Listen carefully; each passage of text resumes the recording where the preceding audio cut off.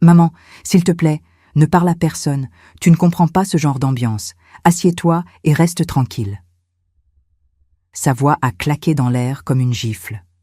Les rires étouffés ont suivi, les regards se sont tournés vers moi comme des lames. Pendant une seconde, j'ai cru m'évanouir. J'étais là, au milieu de ce somptueux salon du 7e arrondissement de Paris, entouré de lustres étincelants, de serveurs en gants blancs et de couples élégants qui sirotèrent du champagne.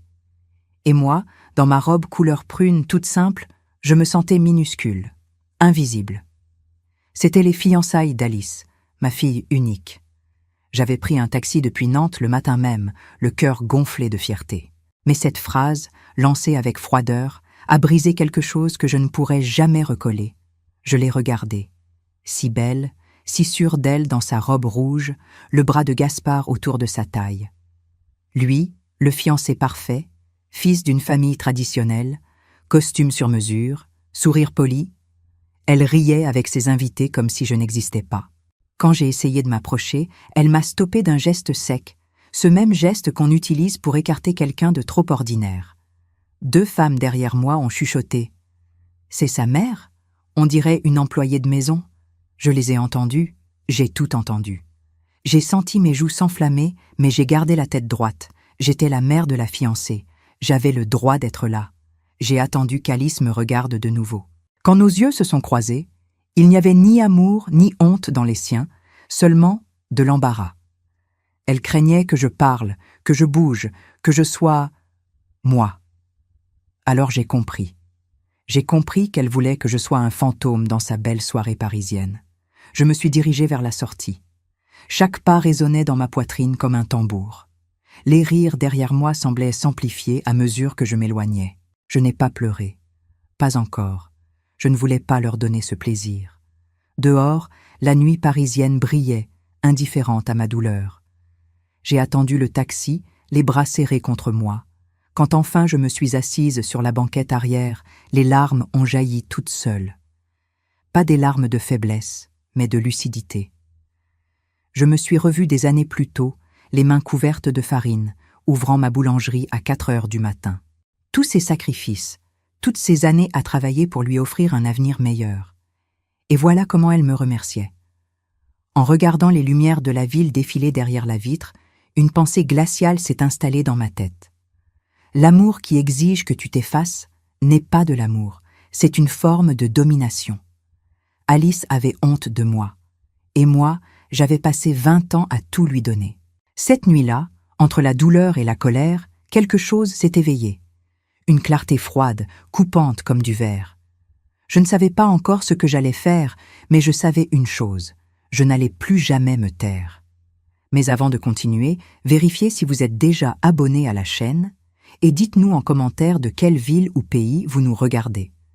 Nous aimons beaucoup savoir jusqu'où nos histoires voyagent. Je m'appelle Lucie Moreau, j'ai 70 ans et je suis veuve depuis 20 ans. Quand mon mari est mort, Alice n'avait que 15 ans. Je me souviens encore du murmure de sa voix à l'hôpital. « Prends soin de notre fille. » C'est ce que j'ai fait. J'ai tenu parole. J'ai travaillé toute ma vie dans une boulangerie du quartier de Nantes depuis mes 18 ans.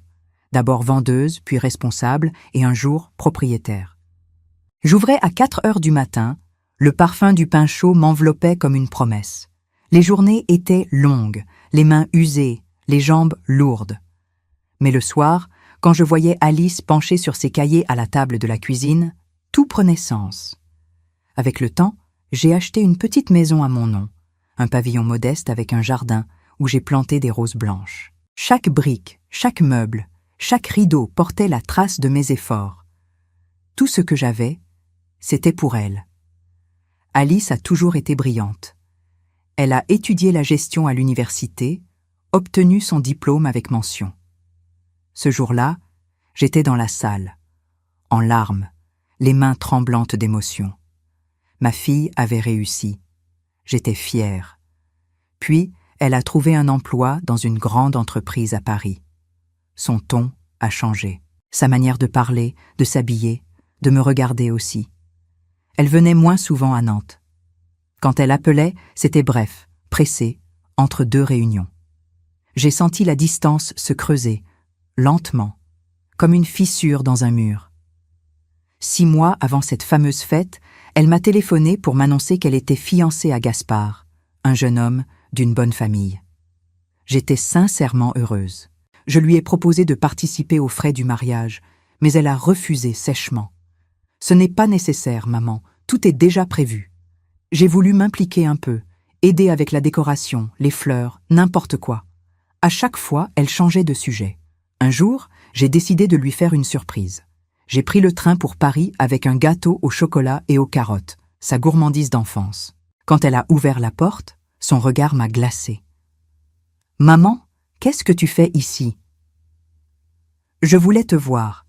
Je t'ai apporté ton gâteau préféré. » Elle a pris le plat sans même m'inviter à entrer. « Merci. Mais la prochaine fois, appelle avant de venir, d'accord ?» Puis elle a refermé la porte doucement. Mais ce doucement faisait plus mal qu'une gifle. Ce soir-là, j'ai compris que ma fille n'avait plus besoin de moi. Ou plutôt qu'elle ne voulait plus que je fasse partie de son monde. Les jours suivants, j'ai continué ma routine à la boulangerie. Mes clientes bavardaient, riaient, parlèrent de leurs enfants. Moi, je souriais mécaniquement. Mais à l'intérieur, tout était vide. C'est Rose, ma fidèle employée, qui a perçu la douleur avant tout le monde. Elle travaillait à mes côtés depuis plus de 20 ans. Une femme simple, courageuse, les cheveux gris attachés en chignon, les mains abîmées, mais pleines de douceur. « Madame Lucie, vous ne mangez presque plus. Quelque chose ne va pas ?» J'ai haussé les épaules. Elle n'a pas insisté. Elle m'a juste préparé une tisane chaude et a laissé sur le canapé ma couverture préférée. Des petits gestes silencieux, mais puissants. Cette nuit-là, je n'ai pas dormi. Je regardais le plafond en pensant à mon mari. « Prends soin de notre fille », m'avait-il dit. Oui, j'avais pris soin d'elle. Peut-être trop. Et à ce moment précis, entre les souvenirs et la tristesse, une idée m'a traversé l'esprit. Pas une vengeance, non. Une décision claire, froide, irréversible. Le lendemain matin, après mon café, j'ai pris le téléphone. « Maître Dubois ? Bonjour. J'aimerais prendre rendez-vous. C'est à propos de mes biens. Il faut que je fasse quelques changements. » Ce jour-là, sans le savoir encore, ma vie a pris un virage que rien ni personne ne pourrait plus arrêter. 3 jours après cet appel, je suis entrée dans le cabinet de Maître Dubois, mon notaire depuis toujours. Les murs sentaient la cire et le vieux papier, les dossiers s'empilaient sur son bureau massif. Il m'a accueilli avec ce sourire professionnel qu'ont les gens qui en ont vu de toutes les couleurs. « Madame Moreau, qu'est-ce qui vous amène ?» Je me suis assise, droite, les mains posées sur mon sac. « J'aimerais faire une donation. » Il a levé les sourcils, surpris. « Une donation ? À votre fille ? » « Non, à ma gouvernante, Rose Martin. » Il a marqué un silence avant de reprendre, avec une prudence presque délicate. « Vous êtes sûr de vouloir faire cela ? Vous savez que la loi française protège les héritiers réservataires. Votre fille, je sais, je connais la réserve héréditaire, mais je ne laisse personne. Je veux simplement que ce soit clair, légal, irréprochable. Je ne veux plus rien laisser au hasard. Alors nous avons tout détaillé. Ma maison de Nantes serait donnée à Rose, mais avec réserve d'usufruit viager. Je pourrais y vivre jusqu'à ma mort. Elle, de son côté, en deviendrait la propriétaire nue, reconnue et enregistrée. Mon compte d'épargne serait transféré en assurance vie avec Rose comme bénéficiaire unique. Les taxes, frais et formalités seraient réglés immédiatement. Maître Dubois m'a observé longuement avant de signer le projet. C'est rare de voir une telle lucidité, Madame Moreau. Peu de gens récompensent la loyauté de cette façon. J'ai souri. Ce n'est pas un cadeau, c'est une reconnaissance. Cette femme a été ma famille quand la mienne me tournait le dos. En sortant du cabinet, j'ai levé les yeux vers le ciel gris de Nantes. Il faisait froid, mais je me sentais légère, comme si j'avais enfin récupéré un morceau de moi-même. Les semaines suivantes, j'ai gardé le silence. Je travaillais encore à la boulangerie, mais je savais que le chapitre suivant de ma vie m'attendait ailleurs. Rose s'occupait de la maison, moi des papiers. Puis un jour, ma sœur Hélène m'a appelée depuis La Rochelle. « Viens vivre ici quelque temps. La mer te fera du bien. » J'ai réfléchi toute la nuit. Le lendemain, j'ai pris le train avec une seule valise et mes papiers notariés dans le sac. Quand je suis arrivée à La Rochelle, l'air marin m'a giflé doucement. Hélène m'attendait sur le quai, un grand sourire sur le visage. Nous étions deux veuves fatiguées, mais prêtes à recommencer à zéro. Sa maison donnait sur la mer. Une petite terrasse en bois, des volets clairs et ce vent salé qui entrait partout. « Ici, tu pourras respirer », m'a-t-elle dit. Et c'est vrai, pour la première fois depuis longtemps, je respirais. Les premiers jours, je passais des heures à marcher sur la plage. Les vagues, les mouettes, le sable froid, tout me rappelait que la vie continue, que la douleur n'est pas une fin, mais une transition. Je pensais souvent à Alice, à ce qu'elle faisait, à ce qu'elle pouvait dire de moi. Mais je n'avais ni rancune, ni haine, seulement une immense lassitude. Un soir, en regardant le coucher du soleil avec Hélène, je lui ai dit « Tu sais, ce que j'ai fait, ce n'est pas une vengeance. »« Je sais, » m'a-t-elle répondu doucement. « C'est une justice du cœur. » 3 mois ont passé ainsi, dans un calme presque irréel. Pendant que je découvrais la paix, la vie d'Alice, elle, continuait à toute vitesse à Paris, mais dans une direction que je pressentais dangereuse. Et un matin, sans que je le cherche, la première rumeur de sa chute m'est parvenue. Je ne le savais pas encore, mais ce que j'allais entendre allait tout confirmer. Le monde d'Alice, construit sur l'apparence, commençait à se fissurer. Tout a commencé par un simple coup de fil. Un mardi matin, j'étais dans la boulangerie en train de sortir les pains chauds du four quand mon téléphone a vibré. Numéro inconnu. Allô ? Bonjour Madame Moreau, ici Madame Lefort, la fleuriste de la Place Royale. Vous savez, je travaille souvent avec votre fille. Enfin, avec Alice. Je ne veux pas me mêler de ce qui ne me regarde pas, mais il s'est passé quelque chose hier. Mon cœur a fait un bond. Elle a marqué une hésitation avant de poursuivre. Elle était dans ma boutique avec son fiancé, Gaspard. Il y a eu une scène, une terrible dispute. Il a crié. Il disait avoir trouvé des messages sur son téléphone, des messages d'un autre homme. Je suis restée muette. Elle est partie en larmes. J'ai cru bon de vous prévenir. J'ai raccroché sans un mot. Le monde autour de moi s'était figé. Le parfum du pain, le bruit de la rue, tout s'était effacé. Dans l'après-midi, les commérages ont commencé à circuler. Nantes, Paris, les nouvelles voyagent vite. On racontait que Gaspard avait rompu les fiançailles publiquement, qu'il avait découvert qu'Alice le trompait depuis des mois avec un certain Romain, un homme modeste, mécanicien dans une banlieue. J'ai senti mon estomac se nouer. Ironie du sort, ma fille, qui avait honte de mes origines simples, trompait son fiancé bourgeois avec un homme du peuple. Quelques heures plus tard, Gaspard a publié un message sur les réseaux sociaux. Sobre, froid, sans nom, mais tout le monde a compris. Je mets fin à mes fiançailles. La confiance est rompue. Je souhaite à chacun de retrouver la paix. La presse locale s'en est emparée. Les amis d'Alice ont disparu du jour au lendemain. Plus personne ne voulait être associé à un scandale. Ce soir-là, le téléphone a sonné 5 fois. Alice. Je n'ai pas répondu. La 6e fois, j'ai décroché. Sa voix était tremblante. « Maman, je ne sais plus quoi faire. »« Je t'écoute. »« Gaspard m'a quitté. Tout le monde me juge. J'ai des dettes, le mariage est annulé, mais les prestataires réclament quand même l'argent. Le traiteur, la salle, la robe, tout est à mon nom. Ce sont les règles, Alice. Les acomptes ne sont jamais remboursés. » Silence. « J'ai besoin d'aide, maman. Je n'y arriverai pas seule. » Je me suis adossée à la chaise. Dans le reflet de la vitre, j'ai vu mon visage calme, presque impassible. « Aide ? Tu veux dire de l'argent ? Juste un prêt, le temps de me retourner. » Alice, quand tu m'as humiliée devant tous ces gens, tu m'as dit que je ne comprenais pas ton monde. Aujourd'hui, c'est ce monde-là qui t'écrase. Elle s'est mise à pleurer. Je sais, maman. J'étais stupide. Mais je t'en supplie. Non, Alice. Il faut que tu apprennes à tomber et à te relever seule. C'est ainsi qu'on devient adulte. J'ai raccroché doucement. Je n'étais pas insensible, mais je savais qu'aider à ce moment-là ne serait pas de l'amour, ce serait entretenir sa fuite. Les semaines suivantes, les dettes se sont accumulées. Le traiteur l'a poursuivi pour non-paiement. La salle a gardé la compte. La boutique de robes refusait tout remboursement. Sur les réseaux, Alice tentait de sauver les apparences, des citations sur la résilience, des photos de café et de coucher de soleil. Mais je voyais la détresse entre les lignes. Un soir, Rose est venue me montrer une publication. « Regardez, Madame Lucie, elle a supprimé toutes ses photos de fiançailles. » J'ai hoché la tête.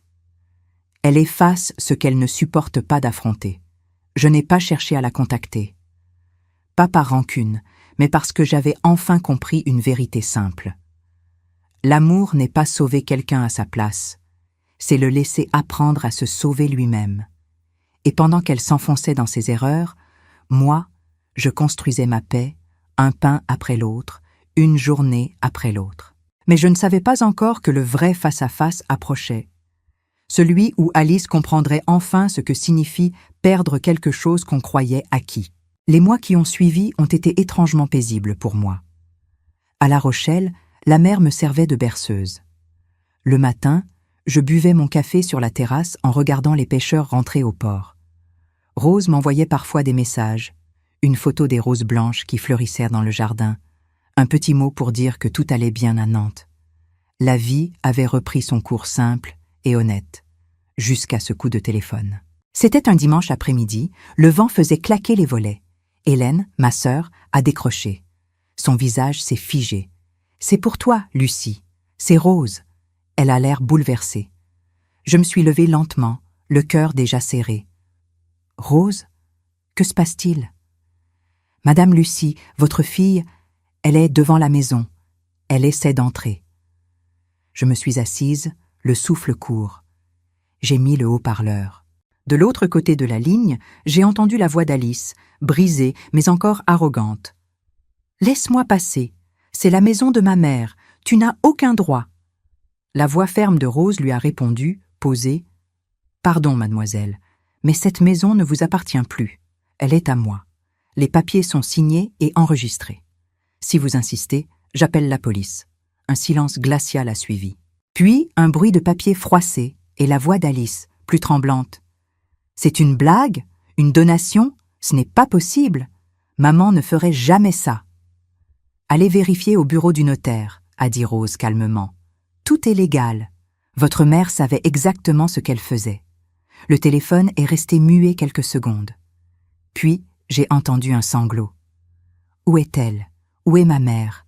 Je dois lui parler. » Rose a soupiré. « Ce que vous deviez lui dire, il fallait le dire avant. Maintenant, Madame Lucie a choisi la paix. » Des pas qui s'éloignent, le claquement d'une portière, puis le silence. Hélène m'a regardée, émue. « Elle va te retrouver, tu le sais. » « Oui, je le sais. Et je suis prête. » 2 jours plus tard, elle m'a appelée. 23 fois. J'ai répondu à la 24e. « Maman, je t'en supplie. On doit parler. Je t'écoute. » Pourquoi? Pourquoi avoir tout donné à cette femme? Tout ce que papa avait construit? Papa et moi avons tout bâti ensemble, Alice. Et c'est moi qui ai entretenu cette maison pendant 20 ans, seule. Toi, tu n'as jamais payé une seule facture. Parce que tu ne m'as jamais demandé? L'amour ne se mesure pas aux demandes, mais aux gestes spontanés. Rose m'a respectée, soutenue, aimée sans jamais rien attendre. Toi, tu m'as humiliée. Silence. Puis sa voix s'est adoucie. « Où es-tu? Je veux te voir. » J'ai hésité, puis j'ai dit « À La Rochelle, chez ta tante Hélène. Viens, si tu veux parler vraiment. Mais ne t'attends pas à ce que je change d'avis. » Le lendemain matin, un taxi s'est arrêté devant la maison. Alice en est sortie, une petite valise à la main.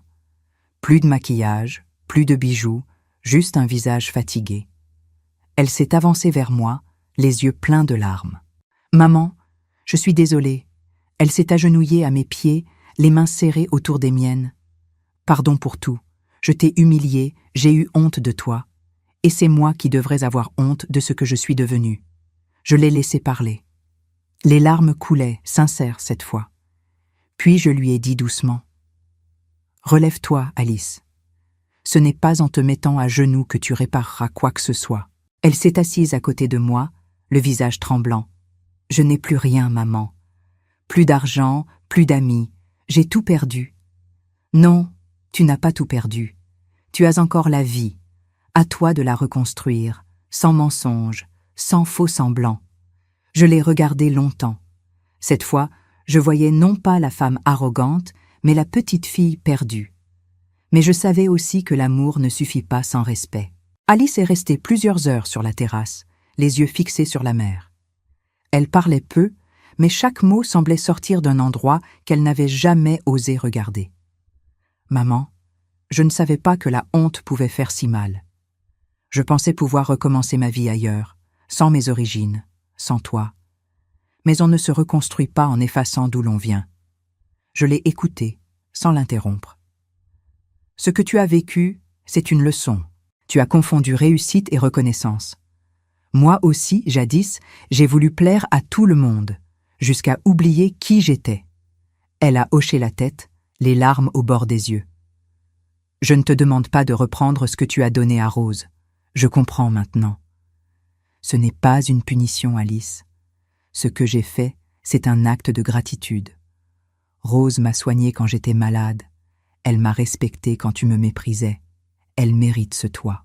Toi, tu mérites une chance de renaître, mais à ton tour, par ton propre travail. » Elle a murmuré « J'ai déjà commencé. J'ai trouvé un emploi dans une boutique de vêtements. Ce n'est pas grand-chose, mais je m'accroche. C'est un début, ma fille. L'orgueil ne nourrit personne.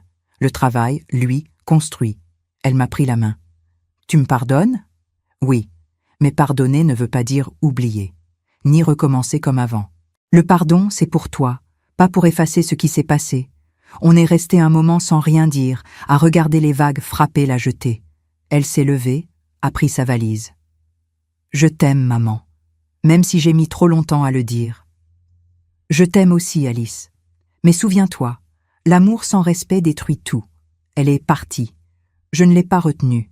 Je savais que c'était le seul chemin pour elle. » Le taxi s'est éloigné, avalé par la route du bord de mer. Les jours suivants, la maison a retrouvé son calme. Rose m'a appelée. « Madame Lucie, votre fille est venue me voir. Elle m'a remerciée. Elle a même apporté un bouquet de roses blanches. » J'ai souri. Peut-être, enfin, elle commençait à comprendre. Les mois ont passé. La boulangerie de Nantes tourne désormais grâce à mes employés de confiance. Rose continue de s'occuper de la maison avec amour et soin. Quant à moi, je vis ici, à La Rochelle, avec Hélène. Nous passons nos après-midi à marcher sur la plage, à parler de tout et de rien, à respirer. Parfois, Alice m'appelle. Ses messages sont simples, respectueux. Elle travaille, elle avance, et c'est tout ce que je souhaite, qu'elle apprenne à se tenir debout sans écraser personne. Assise sur la terrasse, je regarde la mer, et je repense à cette phrase que je me répète souvent.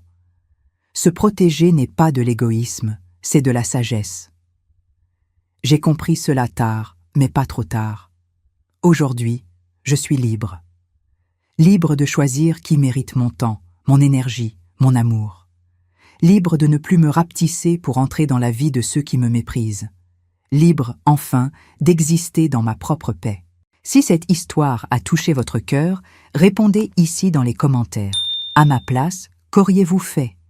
N'oubliez pas de regarder la prochaine vidéo qui apparaît sur votre écran. Elle apporte un rebondissement surprenant et émouvant qui vous captivera du début à la fin.